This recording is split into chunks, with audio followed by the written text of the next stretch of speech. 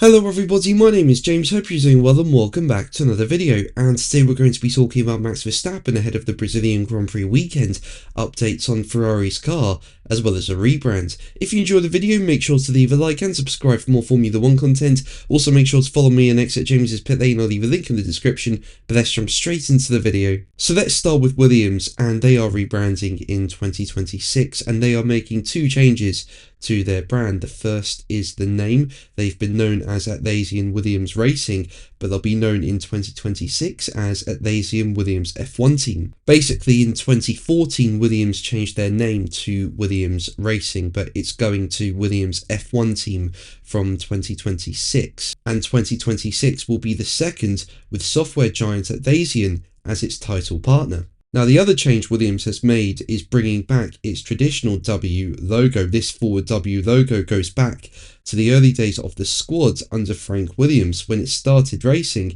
as Williams Grand Prix Engineering in 1977. And Williams team principal James Vowles said that the name change and historic inspired logo are a way to connect the team's new era with its long-running history and Frank Williams' legacy, with Vowles saying, as quoted by motorsport.com, "I am proud that from next year we will be known as Atlassian Williams F1 Team and carry a logo on our car inspired by our founder Sir Frank Williams and deeply connected with our decades of success.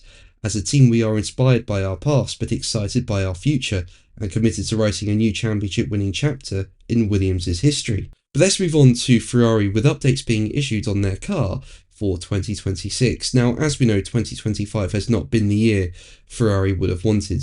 After competing for the Constructors' title in 2024, there were high hopes for Ferrari going into 2025, but the team haven't been able to compete for the Constructors' title. That's gone to McLaren. They've dominated the season, and Ferrari are yet to pick up a win in 2025. But Ferrari have improved their performance at the last two rounds in Austin and Mexico, with Charles Leclerc picking up a podium in both those Grand Prix. And Lewis Hamilton, he finished fourth in Austin and I think had a chance of the podium in Mexico, but it didn't happen because he got a 10-second time penalty. Now, what was impressive about Ferrari's performance in Austin is that it's a bumpy circuit, and this season it's been reported that ride height is an issue for Ferrari. But yeah, Ferrari did well in Austin, and with Ferrari's improved pace translating into Mexico, a venue posing a different technical challenge, it has emerged that the team's fears have been eased ahead of next year's major rule changes. Basically, Planet F1 say that a report by Italian publication La Gazzetta dello Sport has claimed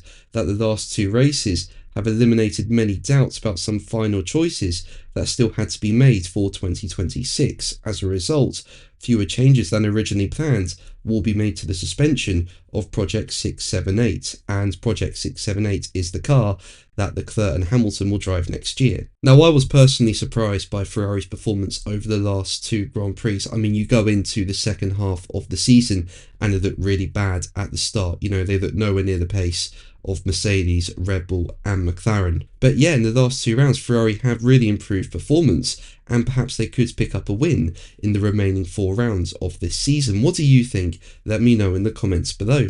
But let's move on to Verstappen, and as we know, he has significantly closed the gap in the drivers' standings. I mean, following the Zandvoort Grand Prix at the end of August, the gap to the lead was over 100 points, so it looked like Verstappen was out of title contention, but with 4 races to go, the gap is now 36 points to the lead. And this comes with Red Bull improving their car and Verstappen finishing ahead of both the McLarens of Oscar Piastri and Lando Norris in most races in the second half of the season. But if you look at the last race in Mexico, even though Piastri's pace was not there, Lando Norris dominated the Grand Prix. He was so far ahead by the end of the race, and Verstappen was only able to finish third. He could do nothing about Norris. And with just 4 rounds remaining this season, Sky F1's Martin Brundle believes McLaren will hold an advantage in at least half of the events remaining. Giving his verdict, Brundle told Sky F1, as quoted by Racing News 365, "Right now, after that performance of the weekend,